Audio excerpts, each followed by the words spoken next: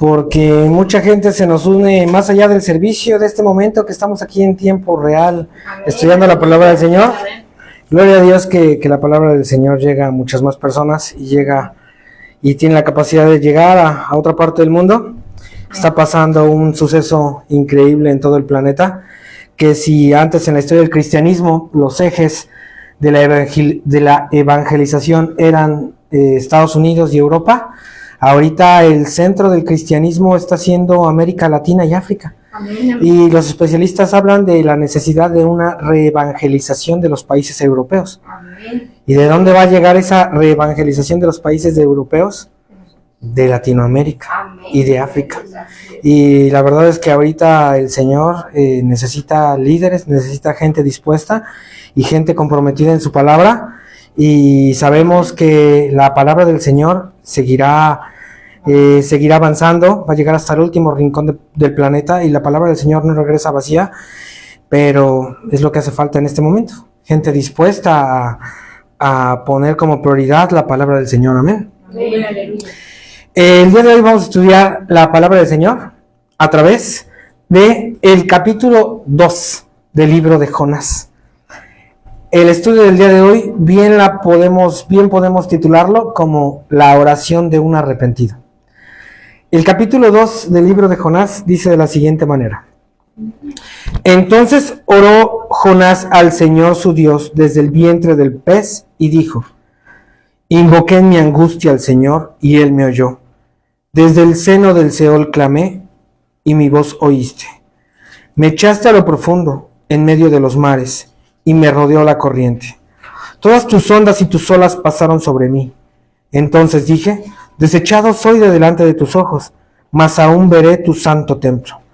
Las aguas me rodearon hasta el alma, rodeóme el abismo. El alga se enredó a mi cabeza. Descendí a los cimientos de los montes. La tierra echó sus cerrojos sobre mí para siempre. Mas tú sacaste mi vida de la sepultura, oh Señor Dios mío. Cuando mi alma desfallecía en mí, me acordé del Señor, y mi oración llegó hasta ti en tu santo templo. A los que siguen vanidades ilusorias, su misericordia abandonan. Mas yo con voz de alabanza te ofreceré sacrificios, pagaré lo que prometí. La salvación es del Señor. Y mandó el Señor al pez, y vomitó a Jonás en tierra. Este es el capítulo número 2 de Jonás, y como podemos ver es una oración, es una plegaria sumamente larga y sumamente profunda, que sale desde lo más profundo del corazón de este profeta. Pero para que entendamos de dónde surge esta oración, como siempre, hay que estudiar el contexto. Jonás en hebreo viene de Jonah, que significa paloma. El nombre de Jonás significa paloma. Y esto va a ser muy representativo, porque precisamente Jonás va a ser mandado a ser como una paloma mensajera. Vamos a ver desde el capítulo 1, versículo 1. Ya encontramos finalmente Jonás, gloria a Dios. Vamos desde el capítulo 1, versículo 1, para ir desentrañando lo que acarrea este pasaje. Dice capítulo 1, versículo 1. Vino palabra del Señor a Jonás, hijo de Amitai, diciendo. Ahora, esta no es la primera mención que hay de Jonás en las Escrituras. Para poder nosotros encontrar más allá el contexto de dónde se menciona a Jonás en las Escrituras, tenemos que trasladarnos al segundo libro de Reyes, en su capítulo 14 y en los versículos 23 al 25. Vamos a segunda de Reyes 14, versículos 23 al 25. Cuando lo tenga, diga amén. Ayúdenos a leerlo. ¿Me regalas un micrófono, Vanessa, por favor?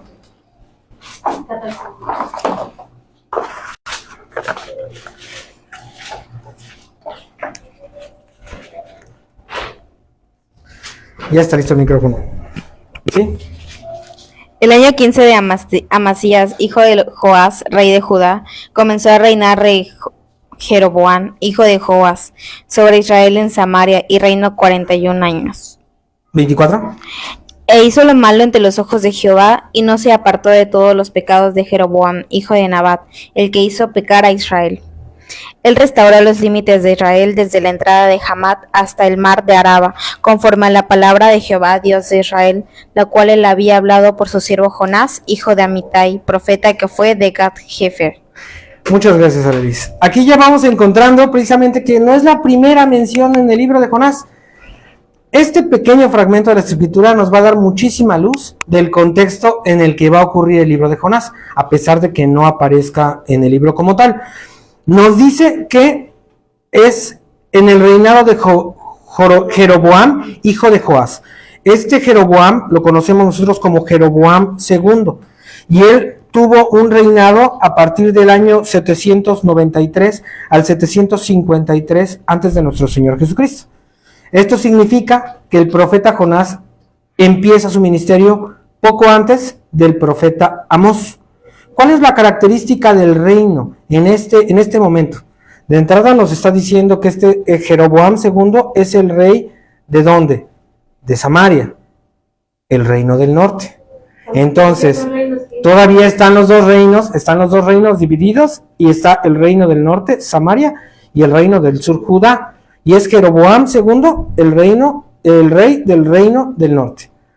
Y nos dice aquí también que Jonás ya había dado una profecía, que se iban a ampliar los límites del reino del norte. Jonás ya era conocido y comprobado como un profeta del Altísimo, porque había dado esta palabra. Imagínense entonces que Jonás había profetizado que vendría éxito para el reino, de tal manera que iba a expandir sus fronteras. Pero como lo sabemos del estudio de Amós, que está en la página, si no recuerda y si no lo ha visto, es una etapa económica, financiera y militar de estabilidad y de éxito para los dos reinos. Todos los reinos que circundan el reino del norte y del sur han sido disminuidos o neutralizados, y esto les permite a ellos tener cierto crecimiento económico. Pero ¿qué es lo que pasa con este crecimiento económico? Como suele pasar en nuestra sociedad, trae una desigualdad económica, y los ricos se hacen más ricos y los pobres se hacen más pobres. Pero los de hasta arriba estaban ellos sumamente complacidos y contentos con esta etapa de aparente prosperidad de los dos reinos. Y es aquí donde va a venir el mensaje. Vamos a ver entonces que ya sabemos que es en la época de Jeroboam II y que es un profeta del reino del norte. Pero aquí también nos dice otro segundo punto. Nos dice que el profeta Jonás era de Gat-Hefer. Gat-Hefer es un lugar cuya traducción significa el lagar del pozo. Y era una ciudad muy fronteriza. Era una ciudad en el territorio de la tribu de Zabulón. Es una ciudad que estaba a 5 kilómetros al noroeste de Nazaret. ¿Recuerdan ustedes? Hay un pasaje en Juan donde dicen los fariseos: escudriña las escrituras si ha salido profeta de Galilea. Pues ¿qué creen? Que estaban los fariseos equivocados. Jonás era un profeta de Galilea, pero esta pequeña porción de la escritura queda eclipsada totalmente con el ministerio de Jonás hacia los gentiles. Pero sí hubo profeta de Galilea, que es Jonás. Ahora, entonces, tenemos este profeta Jonás, que era de Galilea, de una zona muy al norte, que ha profetizado éxito a su nación, a su reino, de tal manera que se van a expandir las fronteras. Regresamos a Jonás, capítulo 1, versículo 2. Viene palabra del Señor diciendo: levántate y ve a Nínive, aquella gran ciudad, y pregona contra ella, porque ha subido su maldad delante de mí. Nínive es famosa a lo largo de toda la narración bíblica y la conocemos. Es una ciudad que es muy famosa por la maldad de sus habitantes. Los habitantes de Nínive tienen la fama de ser malos, de ser crueles. La ciudad de Nínive fue fundada por Nimrod, un poderoso que era descendiente directamente de Noé. Es la primera gran ciudad. Y Nínive, que es la capital del reino de Asiria, constantemente es el enemigo tanto de los reinos del norte como de los reinos del sur. Entonces viene la orden del Señor, de este profeta consumado conocido y reconocido por el pueblo hebreo como un profeta de Dios porque les ha profetizado prosperidad, y recibe Jonás la orden: ve y profetízale a tus enemigos, ve y profetiza a los de Nínive que están haciendo una maldad tal que ya ha subido a mi presencia. ¿Y qué es lo que hace Jonás? Versículo 3. Y Jonás se levantó, eso sí, reacciona Jonás al instante, al momento. Y Jonás se levantó para huir de la presencia del Señor a Tarsis. Jonás lo que hace es ir al otro lado opuesto, completamente opuesto a Nínive. ¿Por qué? ¿Por falta de fe? ¿Falta de recursos? Tampoco. Entonces, ¿por qué? Porque a él le parecía humillante, vergonzoso, que después de pregonar a su propio pueblo estabilidad, él ahora tuviera que ir a predicarles a los gentiles. Y más que a los gentiles, a los propios enemigos del pueblo del Señor. Él está en contra de seguir esa instrucción, no por falta de fe, sino a él le parece sumamente vergonzoso, le parece una instrucción chirriante. Es como la instrucción de no solamente ama a tu enemigo, es ve y háblale y abrázalo. Esa es la instrucción que le está dando el Señor a Jonás. Y Jonás está totalmente en contra de esa situación y él decide tomar el camino totalmente contrario. Eso sí, no demora absolutamente nada. Pero él dice, ¿sabes qué? Yo no lo voy a hacer. Y nos declara la palabra. Jonás se levanta por huir de la presencia del Señor a Tarsis. ¿A través de qué? Se va al puerto de Jope, a partir de donde el cual halló una nave que partía para Tarsis y pagando su pasaje entró en ella para irse con ellos a Tarsis, lejos de la presencia del Señor. Claramente lo que quería Jonás no era esconderse de Dios. Sabemos que tenemos un Dios todopoderoso que todo lo ve, que está en todo momento, en todo tiempo, pero es la manera que él tiene de expresar que no va a cumplir con esa instrucción. Y a partir de este momento se van a desencadenar una serie de situaciones.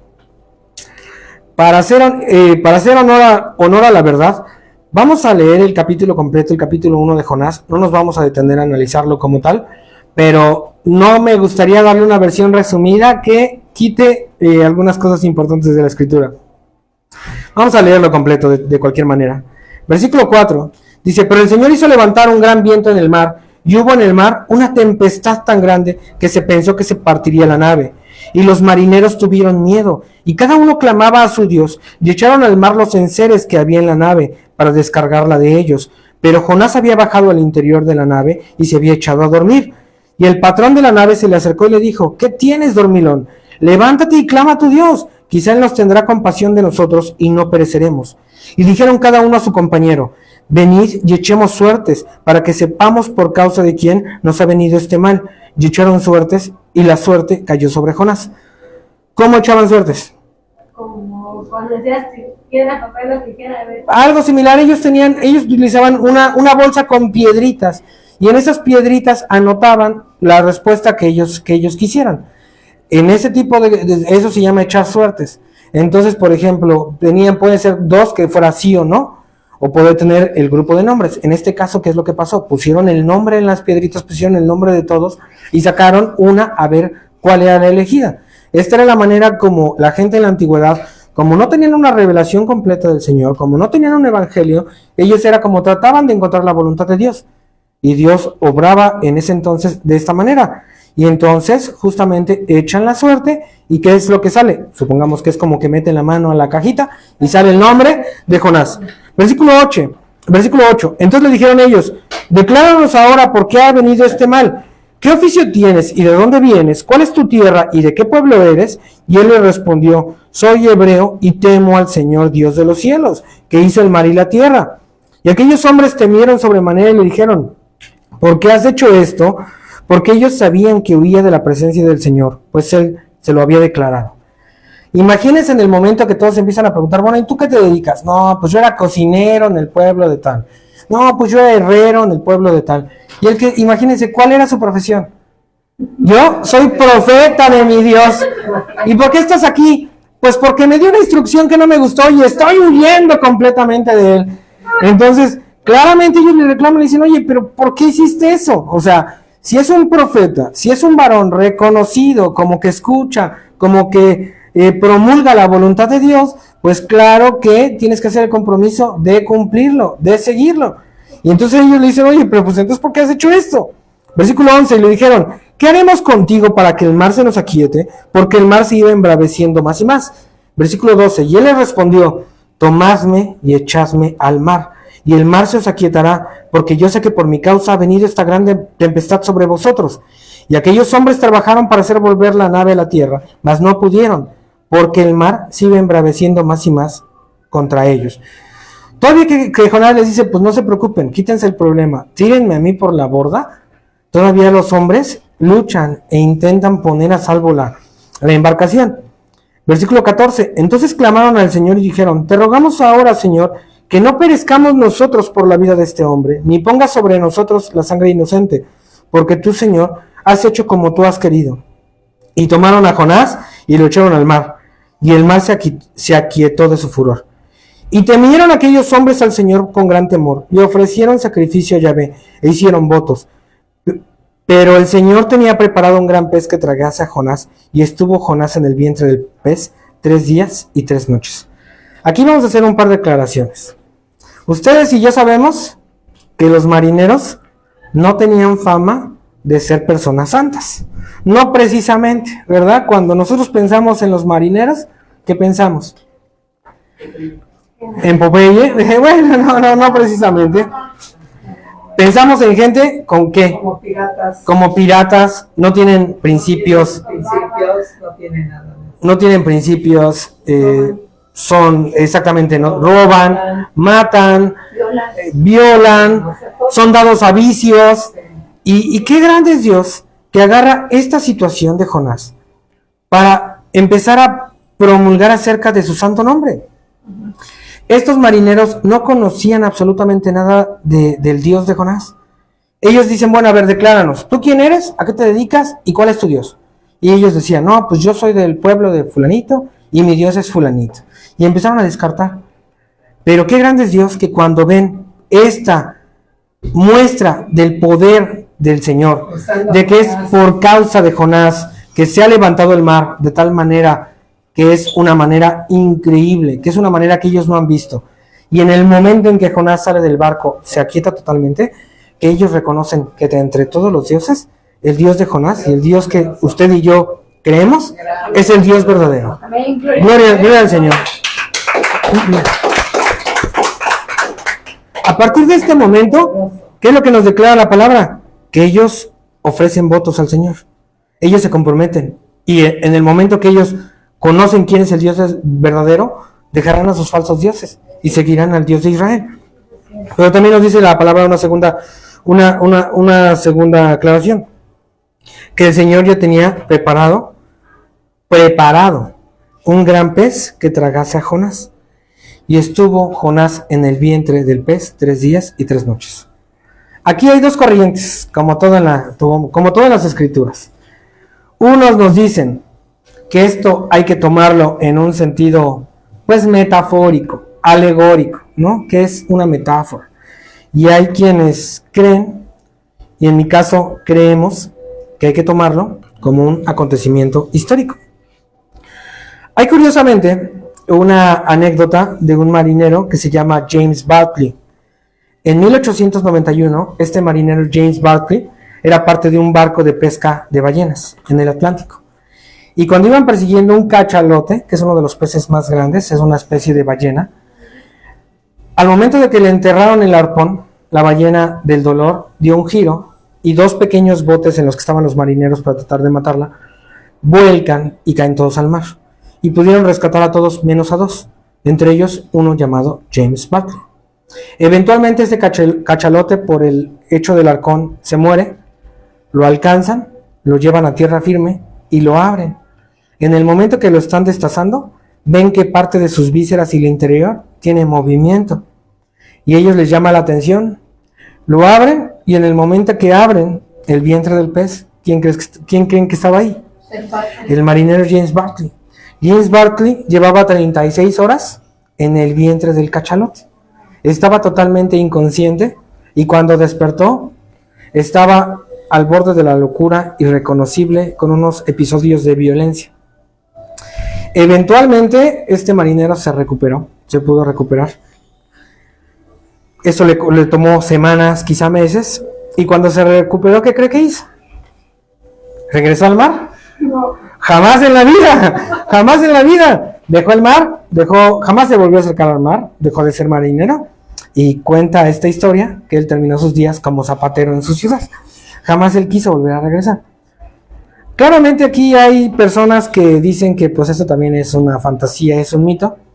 En su momento fue muy documentado, había muchos testigos, salió en los periódicos, pero más allá de si esta historia de James Barkley es cierta o no, y si es posible o no, nosotros que hemos conocido del Señor, que conocemos de su grandeza, que conocemos de su poder, ¿habríamos de maravillarnos y creer que Dios no puede hacer esto posible? Así es, así es. Claro que sí. Entonces nosotros lo tomaremos, este documento y este libro de Jonás, como un libro autobiográfico. En época de Jonás, y que ya vimos que era muy parecido a Amós, estos profetas escriben en modo de tercera persona de su propia experiencia. En este momento de la historia bíblica aún no está tan extendida, por ejemplo, la dinámica que llevaban profetas mayores como Isaías o como Ezequiel, de tener escribas documentando su palabra. Eran ellos mismos los que lo documentaban. Y a partir de este momento, entonces, ya entramos en el contexto de qué es lo que pasó en el vientre del pez esos 3 días, y esos 3 días y esos 3 noches. Y es como vamos a comenzar el estudio del capítulo 2. Amén. Amén. Dice, capítulo 2, versículo 1. Entonces oró Jonás al Señor, su Dios, desde el vientre del pez, y dijo: invoqué en mi angustia al Señor, y Él me oyó. Desde el seno del Seol clamé, y mi voz oíste. Ahora, para que nosotros podamos ver la escritura un poquito con la traducción más fiel, original, quedaría de esta manera. En mi aflicción clamé. O sea, aquí no, precisamente él no habló, no hizo una súplica, él estaba clamando dentro del pez, y él me contestó. Desde lo profundo del Seol pedí socorro. Aquí viene el término Shabá, que significa llamar a voces, clamar, y me escuchaste. Ahora, aquí nos va a venir uno de los primeros términos que nosotros hemos escuchado continuamente en el antiguo pacto, que es el Seol. ¿Alguien sabe qué es el Seol? ¿A qué se refiere esta palabra? La tierra donde entierran los muertos. Es correcto, el Seol tenía una interpretación como sepulcro, sepultura, que es justamente el hoyo, el lugar donde ponen a los muertos, pero tenía un contexto más grande. El contexto más grande del Seol es como lo que nosotros llamaríamos al día de hoy como el inframundo. Es en el lugar en el que las personas descienden a la muerte. Ese es el lugar donde se siente Jonás, en el lugar de los muertos. Vamos a ver un texto muy parecido. Ayúdenme, por favor, vamos al libro de los Salmos, capítulo 18, versículo 6.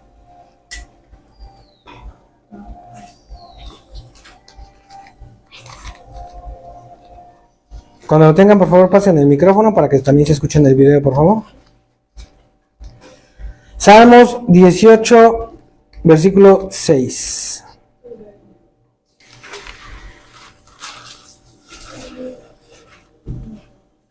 Amén. Adelante, por favor. En mi angustia invoqué a Jehová y clamé a mi Dios. Él oyó mi voz desde su templo y mi clamor llegó delante de él a sus oídos. Vamos a ir encontrando cómo la oración de Jonás se parece mucho a pasajes precisamente de los Salmos. Versículo 3 dice: me echaste a lo profundo en medio de los mares, y me rodeó la corriente. Todas tus ondas y tus olas pasaron sobre mí. Vamos al Salmo 42, versículo 7. Salmo 42, versículo 7. Adelante.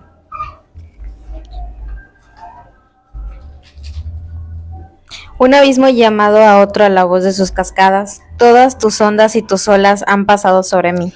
Un abismo llama a otro a la voz de tus cascadas. Todas tus ondas y tus olas han pasado sobre mí. ¿Y cómo dice Jonás?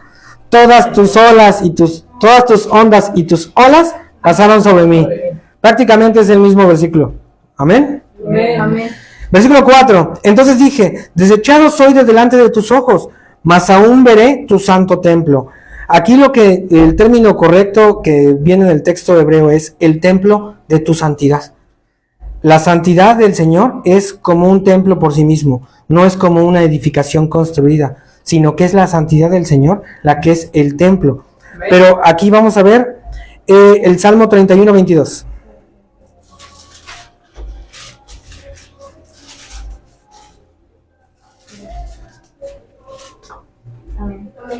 Adelante. Decía yo en mi premura, cortado soy de delante de tus ojos, pero tú oíste la voz de mis ruegos de cuando a ti clamaba.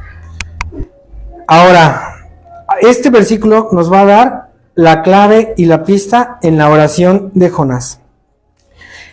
En este momento que Jonás está dentro del vientre, que él se siente ya en el Seol, que está prácticamente a un paso de la muerte, él ya se siente como que ya está contado entre los muertos. ¿Qué es lo que más le pesa a Jonás en su corazón?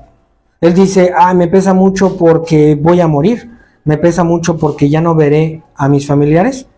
¿Qué es lo que nos declara la palabra acerca de Jonás en el versículo 4? Ya no es grato ante los ojos de Dios. Es correcto.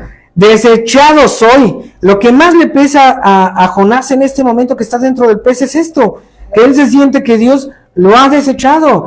Él sabe que ha ido en contra de la voluntad del Señor, que él ha desobedecido su palabra y él se siente desechado, que ya no será útil, que Dios lo ha quitado de en medio porque él, por su misma decisión, él ya no fue obediente a la voz del Señor. Y vean cómo a partir de los 3 versículos anteriores nos deja ver un poquito más de la naturaleza de Jonás. Jonás no solamente escuchaba la palabra y la voz del Señor. Jonás era un estudioso de la palabra del Señor. Jonás dentro del pez no tiene Biblia, no tiene internet, no tiene lámpara, no tiene vela. Y aún así, ¿dónde lleva la palabra de Dios? En su mente y en su corazón. Jonás es un amante de la palabra del Señor, pero él sabe y reconoce que se ha equivocado al desobedecer completamente la instrucción. Versículo 5. Las aguas me rodearon hasta el alma, rodeóme el abismo, el alga se enredó en mi cabeza. Aquí vamos a ver un término como en hebreo se leería más bien, las aguas me envolvieron hasta la nefesh. ¿Qué es la nefesh? La garganta. Me rodeó un abismo y el alga se enredó en mi cabeza. El día de hoy, así como vimos un término sumamente importante en el estudio pasado, en la prédica pasada en hebreo, que era acerca de santidad, el día de hoy vamos a ver a raíz de Jonás el término nefesh. Nefesh, como lo vimos, significa primeramente garganta. Es un significado más básico y más claro. Pero no solamente nefesh se utilizaba en hebreo para referir a esta parte del cuerpo. Significa también respiración. La garganta es el medio a través del cual pasa y sale el aire hacia adentro y hacia afuera. Y es curioso, nosotros, ¿cómo determinamos cuando una persona está viva o está muerta? No, nosotros. Cuando respira. No, nosotros vemos si se te para el corazón, te moriste. Nosotros lo vemos primero con el corazón. Bueno, tú en ese caso tú no te puedes autoexplorar, o sea, eso es para revisar a otras personas. O sea, tú no necesitas revisar que si estás vivo o muerto, ¿no? Pero nosotros de acuerdo a nuestra filosofía que viene de la cultura griega, nosotros vemos la vida relacionada al corazón. Si el corazón no funciona, si el corazón se para, estás muerto. Pero a través de la cultura y de la cosmovisión de la cultura hebrea, ellos ven con la vida relacionada con la garganta. Es la nefesh. Si respira, si tiene nefesh funcionando, significa que está vivo. O si tiene su cuello, si no se lo han cortado, ¿no? O si pasa y entra y sale aire, está vivo. Y entonces el término nefesh es un término mucho más complejo. Significa un ser vivo. Por eso es que nosotros encontramos que una persona está viva por esa manera, porque está respirando. Y por lo tanto, es este término nefesh el que la Biblia continuamente traduce como alma. Si es un ser viviente, entonces aquí nosotros lo entendemos como alma. Pero vean nosotros la diferencia. Nosotros, a raíz de la cultura occidental, nosotros vemos el alma como ¿qué? Como algo inmaterial que está preso en el cuerpo humano, que en el momento de la muerte se libera. Pero aquí el término específico en las escrituras, las aguas me rodearon hasta el cuello, hasta el alma. El alma es esa parte vital, es esa respiración vital por el cual tú tienes vida y tienes movimiento. Ese es el término y el concepto de alma, de acuerdo al Antiguo Testamento. Y además, nosotros si lo leemos, las aguas me rodearon hasta el cuello, así literal, claro que lo entendemos, ¿verdad? Nosotros lo usamos igual, ¿no? Cuando tenemos muchísimos problemas, estoy hasta el cuello, entendemos que ya es una situación sumamente crítica. Nosotros no decimos, estamos hasta los hombros, estamos hasta el pecho. Nosotros también utilizamos, estamos hasta el cuello. Porque nosotros también lo vemos de esa manera. El cuello es una parte sumamente crítica para nosotros. Lo máximo. Versículo 6 dice, descendí a los cimientos de los montes, la tierra echó sus cerrojos sobre mí para siempre. Mas tú sacaste mi vida de la sepultura, oh Señor Dios mío. Versículo 7, cuando mi alma desfallecía en mí, me acordé de Yahvé, y mi oración llegó hasta ti en tu santo templo. Vamos otra vez a la traducción, al término original. Cuando mi nefesh desfallecía, vemos otra vez el término nefesh, cuando mi garganta, no, cuando mi respiración, la respiración, entonces vamos a recordar y eso nos va a quedar como aprendizaje del día de hoy. El término alma, vida, va muy ligado con la respiración. Cuando mi nefesh, cuando mi respiración desfallecía, recordé a Yahvé y mi oración, el término que se utiliza aquí es tefila, lo vimos en los salmos, que significa oración, súplica o himno. Y mi tefila llegó hasta ti, a la santidad de tu templo. Versículo 8. Los que siguen vanidades ilusorias, su misericordia abandonan. La traducción literal sería, los que practican vanidades vacías, la piedad abandonan. Ahora, ¿quiénes son los que siguen estas vanidades ilusorias? ¿Quiénes son los que siguen las vanidades vacías? Los que tienen dinero. Los ricos. Sí. Eso es como por añadidura. Por añadidura. ¿Qué más? Los ricos famosos. Bueno, también. ¿Qué más? Todos los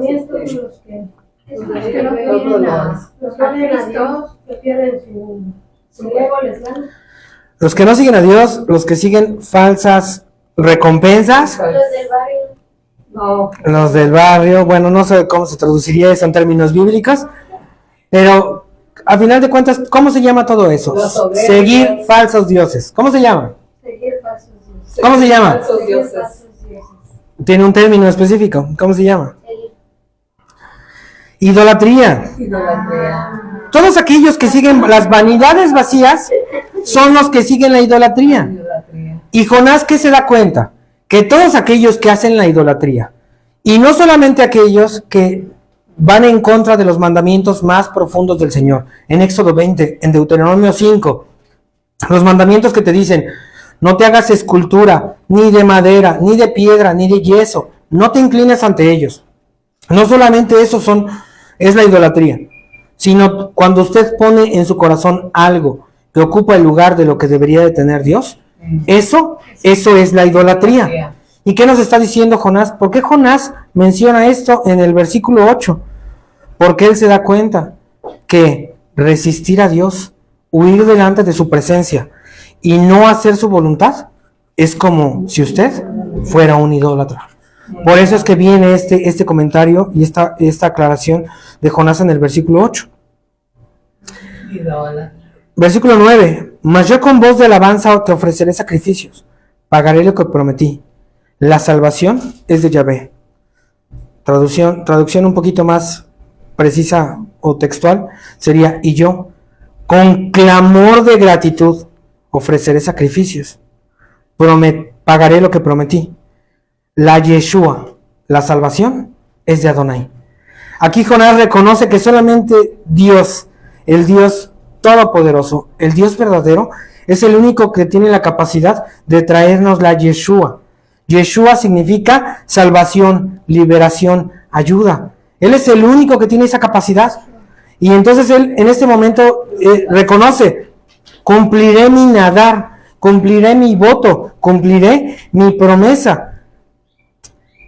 Vamos a recordar las palabras que vienen en Eclesiastés capítulo 5, versículo 4, por favor.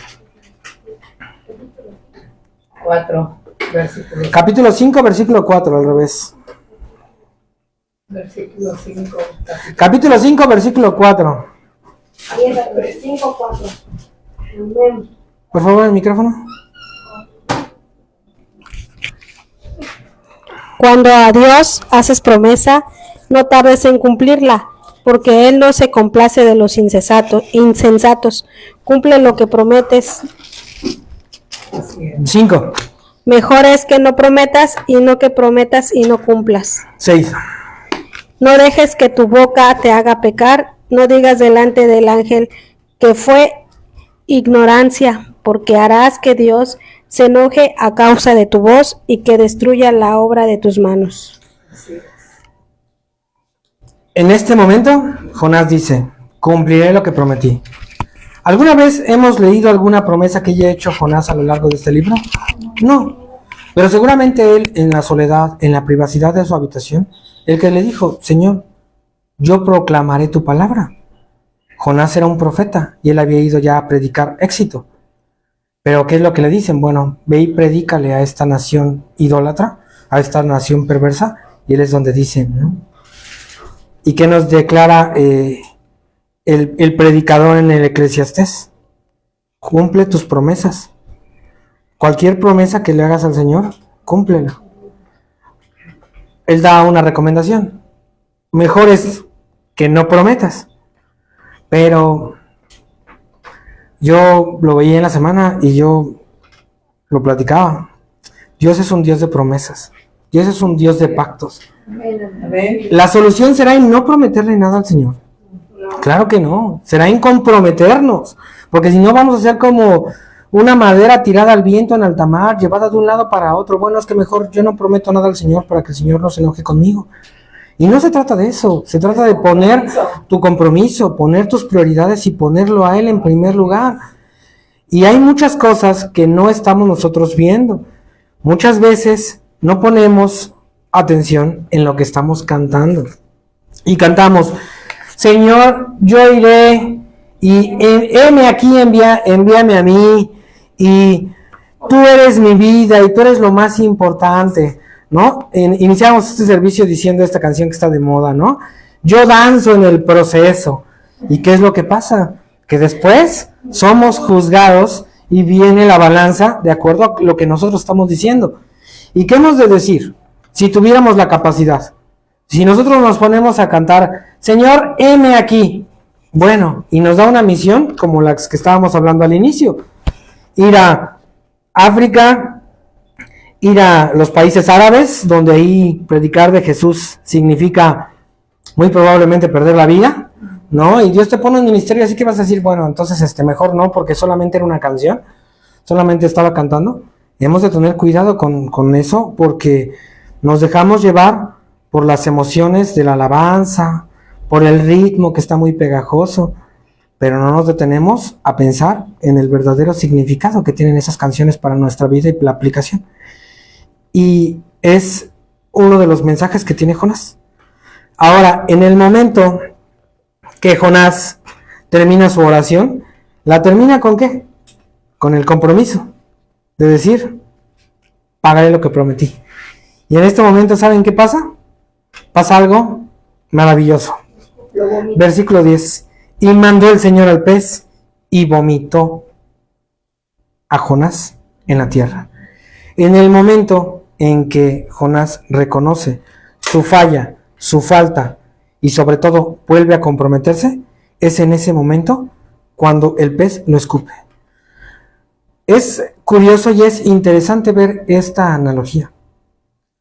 El Señor Dios Todopoderoso tenía muchas maneras de cómo haber rescatado a Jonás de ese barco.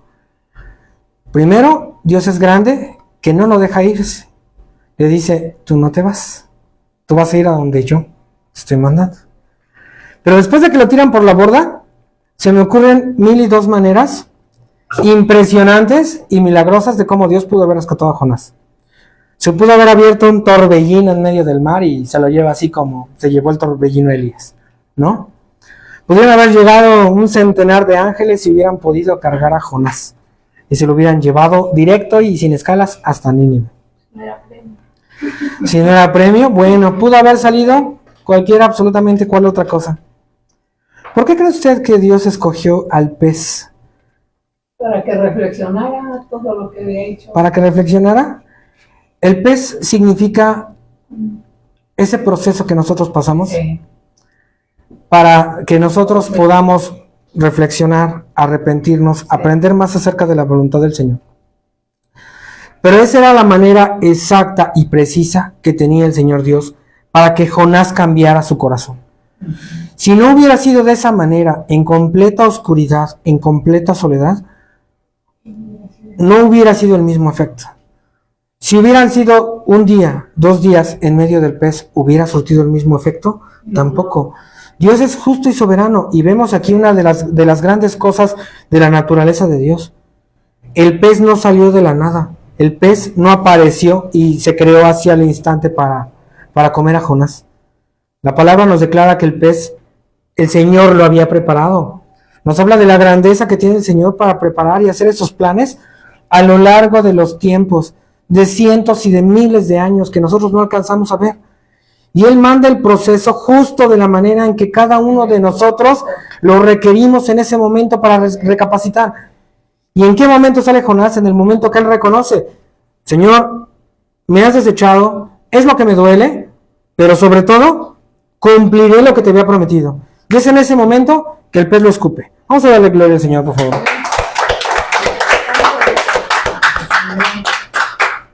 ¿Qué es lo que pasará a partir de este momento? Jonás, ya no en barco, tendrá que ir a Nínive por sus propios medios, ¿no? No es como que ahora Jonás dijo, y somos muy dados a eso de, ¿no? Si es de Dios, Dios pondrá los medios, ¿no? Y no vemos a Jonás, bueno, ahora sentado en la playita y diciendo, bueno, si ya mandó un pez a que me trajera, pues ahora que venga un gran águila y me lleve hasta Nínive, ¿no? No, ahora toca caminar, ¿no? Porque cuando tú estás con la mira puesta y él ya hizo renovación de sus botas, sabes que incluye trabajo de tu parte y sabes que lo importante no es el cómo, ni es que Dios mande las herramientas, es hacerlo y es llegar. En este momento Jonás va a llegar a Nínive y va a predicar, tal y como el Señor Dios le había ordenado. Les predica que viene una destrucción porque la maldad que están haciendo es tan amplia, es tan grande, que ya ha llegado hasta el cielo. ¿Y qué es lo que pasa con esta ciudad llena de gente mala, perversa, idólatra? Se arrepienten ante la predicación de Jonás. Esta experiencia de Jonás con Nínive, Dios la va a ocupar en diversas ocasiones para avergonzar a su propio pueblo. Porque como una nación perversa, malvada y que no tenía conocimiento de su palabra, se arrepintió la predicación de Jonás. Posterior a Jonás, se va a levantar el profeta Amós predicando un mensaje prácticamente igual al de Jonás. ¿Cuál es la diferencia? Que va a ir al reino del norte. ¿Y creen que el reino del norte se va a arrepentir de esa injusticia, de esa maldad? No se arrepiente. Y el Señor Dios manda uno y otro y otro y otro profeta. Y el ejemplo de Nínive y Jonás queda a la posteridad. Pero no solamente como de los gentiles se han arrepentido ante un Dios que seguramente no conocían. Jonás es el parteaguas de cómo se empieza a revelar el plan maestro de Dios para toda la humanidad. El pueblo judío, ellos creían que ellos tenían la exclusividad sobre el conocimiento de Dios. Ellos creían que Dios solamente era un Dios para ellos y los iba a proteger. Y a partir de Jonás se dan cuenta que no es así. Dios tiene un plan para rescatar a toda la humanidad, a todas las naciones. El libro de Jonás nos pone a un paso del Evangelio de Jesús. Y no es casualidad que solamente hay un profeta en todo el ministerio de Jesús, con el cual el maestro se identifica, que es Jonás. Dice, así como Jonás estuvo en el vientre del pez 3 días y 3 noches, así yo estaré en el centro de la tierra. No encontrarán ustedes otra parte en las escrituras donde Jesús dice, así como Isaías yo haré. No. Así como Ezequiel. Es Jonás el ejemplo de las dos cosas, de la necedad de creer que ellos son el pueblo exclusivo de Dios, pero muestra también la voluntad y el corazón que Dios tiene para rescatar absolutamente toda la humanidad. Amén. Gloria al Señor.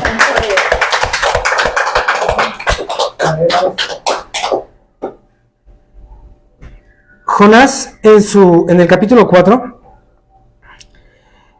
y en el versículo 1 nos va a declarar cuál era precisamente el por qué él no quería ir. Dice capítulo 4, versículo 1. Pero Jonás se apesadumbró en extremo y se enojó. ¿Cuándo? Cuando toda la ciudad, incluyendo al rey, se arrepienten de la maldad que habían hecho. Y oró al Señor y dijo, ahora, oh Señor, ¿no es esto lo que yo decía aún estando en mi tierra? Por eso me apresuré a huir a Tarsis, porque sabía que tú eres Dios clemente y piadoso, tardo en enojarte y grande en misericordia, y que te arrepientes del mal. Ese era el enojo de Jonás. ¿Por qué Dios había de perdonar a los enemigos de su pueblo? ¿Por qué Dios había de traerles misericordia y juicio? ¿Y sabe qué? Tristemente es la mentalidad del pueblo, de este pueblo excluyente al día de hoy, creyendo que nosotros no tenemos acceso a este mismo Dios salvador y misericordioso. Pero damos gloria al Señor, Amén. que no es así, y aquí que nosotros estamos el día de hoy reunidos para celebrar su misericordia. Amén. Gloria a Dios, aleluya. Gloria al Señor, aleluya. El día de hoy vamos a hacer énfasis en las 4 lecciones que nos enseñan la oración de Jonás. Que bien podemos, como repetimos al inicio, como dijimos al inicio, bien podemos llamar esta oración de Jonás como la oración de un arrepentido. Punto número 1. En su desesperación, ¿qué hace Jonás? En su desesperación, ¿qué hace? Clama a Dios, ora. Entonces, es la primera lección. No importa la situación, no importa el momento. Lo importante es que tenemos que buscar estar en oración en todo momento. Y sobre todo orar con esa convicción de que Dios nos escucha. Recuerda la prédica pasada, de que aún Dios siendo tan increíblemente maravilloso, Dios se inclina y nos ve. Nosotros tenemos que orar con esa convicción, que Dios nos ve en el momento. ¿Y sabe qué? Tenemos que estar bien claros que no hay ninguna distancia imposible para Dios. Nosotros podemos estar en lo más profundo, podemos estar en lo más alejado, podemos estar en la soledad más absoluta, pero Dios está viéndonos desde su santo trono. Amén. Lección número 2. Jonás se siente completamente perdido y separado por Dios. ¿Cuál era lo que Jonás decía para sus adentros? Lo que más le dolía. Era desechado. Me has desechado. Era desechado. Es importante que nosotros cuando vayamos buscando al Señor en oración, debemos de primero reconocer nuestros propios errores y a través de ellos volvernos a Dios. Sí. Nosotros en esta situación tenemos que estar conscientes que aún en la desesperación tenemos que mantener una esperanza firme en que Dios es un Dios de salvación, es un Dios salvador, y que aún en nuestros momentos más oscuros debemos de mantener la esperanza y la confianza en Él. Amén. Gloria a ti, Señor. Gloria al Señor. Punto número 3. Entrega y compromiso se llama. Al final, Jonás se da cuenta de su error y se compromete ¿a qué? A cumplir su promesa. a cumplir su llamado, a cumplir su ministerio. Y de esta manera reconoce que la salvación proviene única y exclusivamente del Señor. Si yo le preguntara, ¿usted podría determinar en qué momento se arrepintió Jonás?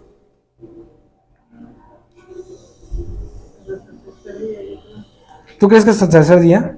No, yo creo que no, desde el primer momento que fue tragado. Desde el primer momento que fue tragado. Desde el primer momento que empezó el mar y supo que dijo, esto es por mi causa, ¿no? Les digo una cosa, las dos están en lo cierto, pero no de esa manera. El proceso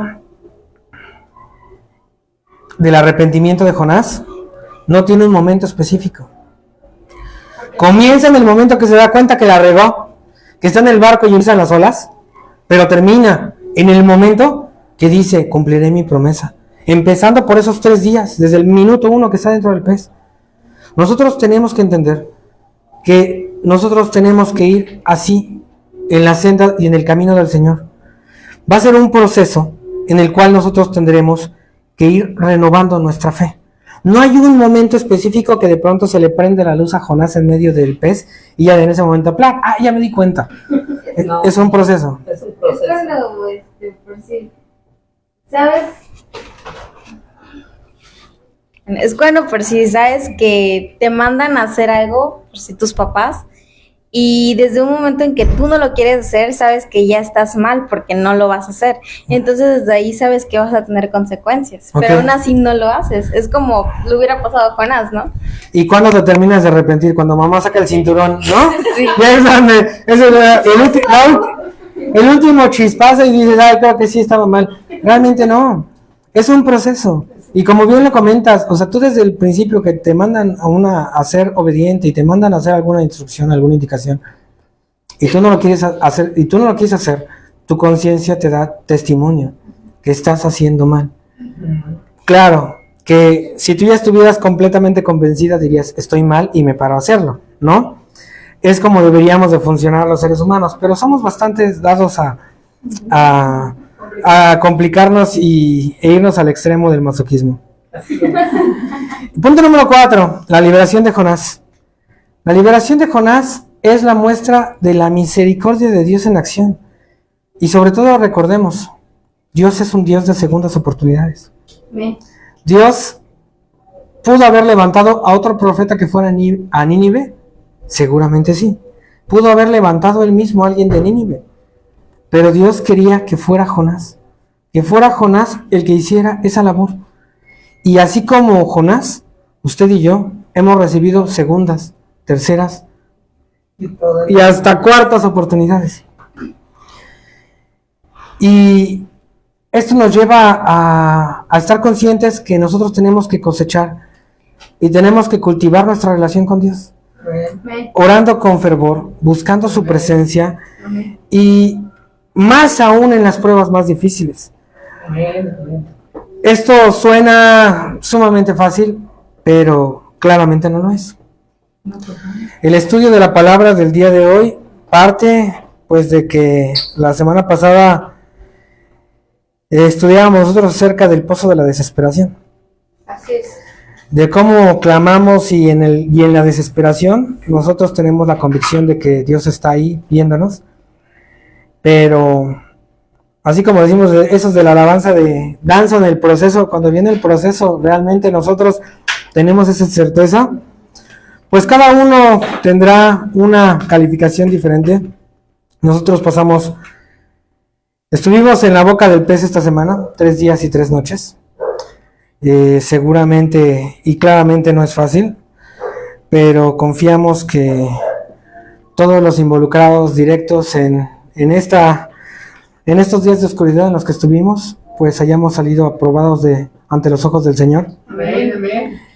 Y el día de hoy nosotros estamos aquí con la convicción, reafirmando nuestro compromiso, que más allá de lo que podamos recibir y más allá de esperar y que el Señor mande todos los medios y todos los recursos, lo importante es estudiar su palabra, buscar esa verdad de la personalidad de Dios y alabarlo y exaltar su nombre día con día. Amén. Amén. Amén. Gloria a Dios. Damos gloria al Señor. Aleluya, gloria a Dios. Póngase de pie, iglesia, vamos a orar por el servicio de hoy.